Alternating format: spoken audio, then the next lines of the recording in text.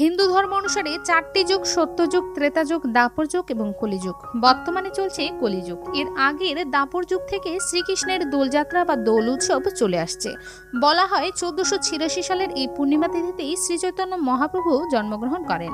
শ্রী গৌর সুন্দর শ্রী চৈতন্য মহাপ্রভু হলেন কলিযুগের মানুষদের পথপ্রদর্শক। কলির অধপতিত জীবেদের করুণা করতে তিনি আবির্ভূত হয়েছিলেন এই ধরাধামে। বৈষ্ণব বিশ্বাস অনুযায়ী ফাল্গুনী পূর্ণিমা বা দোল পূর্ণিমার দিন বৃন্দাবনে শ্রীকৃষ্ণ আবির বা গুলাল নিয়ে রাধিকা ও অন্যান্য গোপীগণের সঙ্গে রং খেলায় মেতেছিলেন। নমস্কার বন্ধুরা, অজানা পুরাণের আরো একটি নতুন ভিডিওতে আপনাকে স্বাগতম।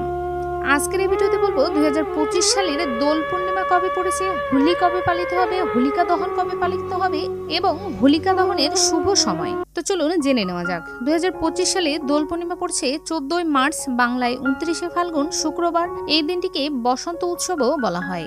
এবছর ফাল্গুন মাসের পূর্ণিমা তিথি শুরু হবে 13 মার্চ, বাংলায় 28 ফাল্গুন বৃহস্পতিবার সকাল 10:35। পূর্ণিমা পরের দিন 14 মার্চ দুপুর 12:23 শেষ হবে। হোলিকা দহনের শুভক্ষণ।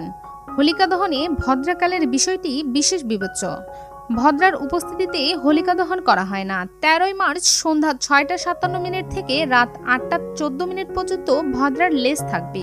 এরপর ভদ্রার মুখ শুরু হবে ও থাকবে রাত 10:22 পর্যন্ত। এরপর রাত 11:26 থেকে রাত 12:30 এই সময়টি হোলিকা দহনের জন্য সবচেয়ে শুভ সময় বলে বিবেচিত। তো এই ছিল আজকের সংক্ষিপ্ত ভিডিওটি ভালো লাগলে অবশ্যই একটি লাইক করবেন এবং চ্যানেল সাবস্ক্রাইব করে আমাদের সাথে থাকবেন। রাধে রাধে।